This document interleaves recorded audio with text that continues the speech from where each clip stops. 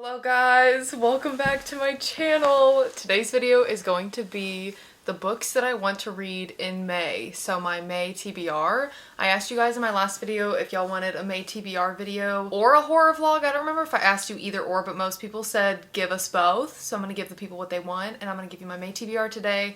And then right when I'm done with this and done editing this, I'm gonna get started immediately on a horror vlog, just me reading horror books for the week because I'm wanting to switch it up a little bit. I've already started switching up my reading a little bit because primarily I read a lot of romance books, but I've started reading a bit of thrillers. This is the one that I just finished this morning. This month's TBR is mostly thriller and horror. I think there's one romance book on there, which is kind of crazy for me. I'm just trying to change it up a little bit because I'm in a bit of a romance rut. I'm just getting bored, like reading the same copy and paste type romance over and over again. It's just getting boring. I'm like, after the characters get together, I want to DNF the book. And in half these books I've been picking up, the characters are getting together before 50%, and I'm like, ugh, God. I can't just do romance at the moment. Hence the TBR I'm about to tell you. Alrighty, let's get into my TBR. I'm gonna start with the physical books. I have 1, 2, 3, 4, 5, 6. First up, A Tempest of Tea. Oh, I'm not doing required reading this month because I think that could potentially be the reason for my slump, because it's less of me mood reading and more of me like feeling the need to read certain books. So I'm gonna take a month off other than finishing up my required reading from this past month. Well, reading this book. I'm not reading The Heaven and Earth Grocery Store. I don't want to. I have no desire to read that book. It might be great. It really might. It's gonna stay on my shelf. It looks pretty over there. I'm not even gonna sell it. I'm just gonna let it hang out. I am, however, going to read A Tempest of Tea. This is a fantasy book with vampires, a lot of found family in it. I've talked about it multiple times because I've been planning to read it for what feels like months now. I'm going to read it this month. It's really not that long. It's only 340 pages, so this will absolutely get read this month. The first book that I'm going to start the horror vlog with is Mother Thing. And while this was in the horror section, I've heard this is very mild on the horror, kind of like how people consider Tender as the Flesh, A Certain Hunger, and Bunny horror. I think this falls into the same kind of category. I might be wrong. I haven't read it, you know. I don't actually know. This is just what I've heard. Those are mild to me. Like, I read those and I enjoyed every single one of them. I feel like this is going to give similar vibes, but I also have absolutely no idea. The biggest reason I bought this book was because it has a beautiful cover. This is one of my favorite covers I've ever seen. I love the red. I love the font. I love the pictures. I just love everything about this. Ralph and Abby move in with Ralph's mother, Laura. Laura ends up taking her own life, and her ghost starts to haunt Abby and Ralph in very different ways. Oh, hence the name Mother Thing. Thriller-wise, I have 2 in physical form. First is The Woman in the Window, which is apparently now a Netflix film. This lady named Anna lives alone, and I believe a family moves in across the way, and she's looking out her window one night, and she looks into their house through their window, and she sees something that she shouldn't. When Anna, gazing out her window one night, sees something she shouldn't, her world begins to crumble, and its shocking secrets are laid bare. Oh, I think the Russells who moved in across the way, they're like the perfect family, but then I'm guessing what she saw through that window was not very perfect of them. I want to know what it is. Also, I like how floppy this book is. Next up on the thriller, we have The Wrong Family. This is kind of giving the same vibes as that one a little bit. Not really, but kind of like the perfect family situation. This person named Juno moves in with the Crouch family, and I don't know the reason or the detail for Juno moving in with the Crouch family, but I know that Juno thought that they had the perfect life, the perfect family, the perfect son, the perfect everything. From the outside looking in, the Crouch family is just perfect. But newsflash, they're not actually perfect. After her grim diagnosis, the retired therapist Juno simply wants a place to live out the rest of her days in peace, but that peace is shattered the day Juno overhears a chilling conversation between Winnie and Nigel. She shouldn't get involved, she really shouldn't. But this could be her chance to make a few things right. Actually, you should just run.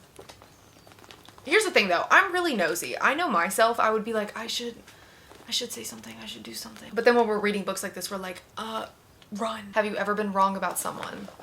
Unfortunately, yes. The last 2 physical books that I have are novellas, and they're love story, romance novellas.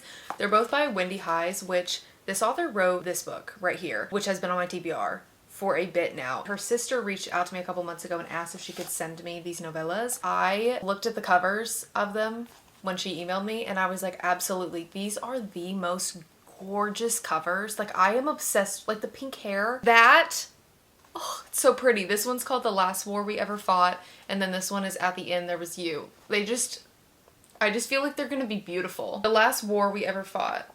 War. Rowan is a soldier fighting in a war-ridden land. Damn. There's literally war in the title, and I read war and I go, huh?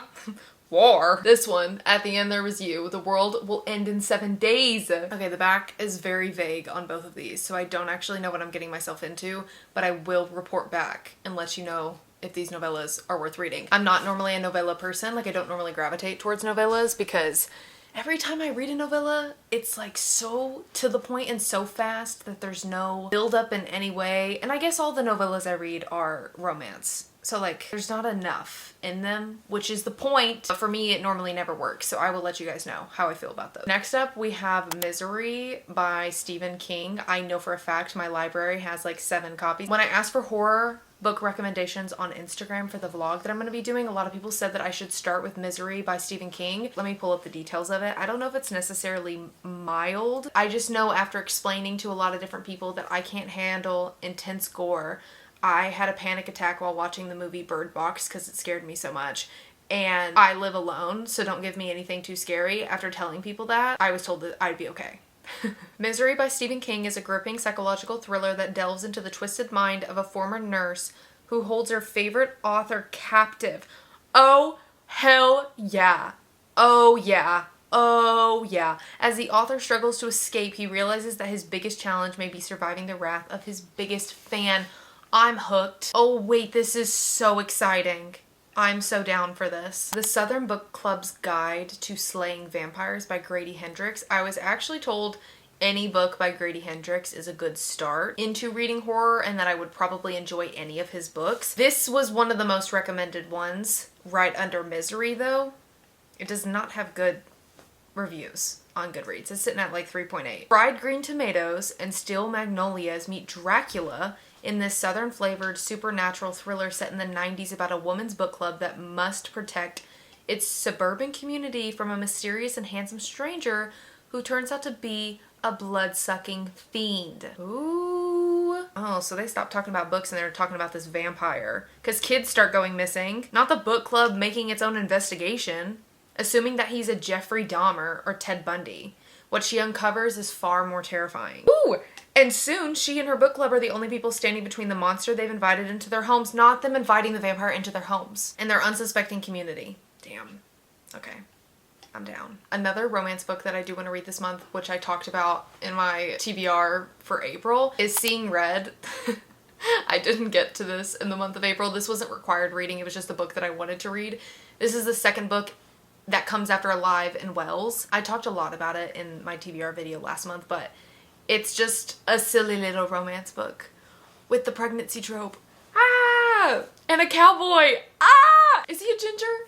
They call him Red, hence the Seeing Red. I feel like he's gonna get angry. Oh my gosh, if there's a line in that book where he's like, I'm seeing red, I actually hope that's not in there. Pregnancy trope, they're hooking up, and then she's like, oh my god, I'm pregnant. And then I think they like become friends because they're gonna keep the baby, but then they fall in love. Yeah, this is on Kindle Unlimited, and I know at some point in this month I'm probably gonna wanna read something on Kindle Unlimited, and I don't think any of the books I've mentioned so far are free on Kindle Unlimited.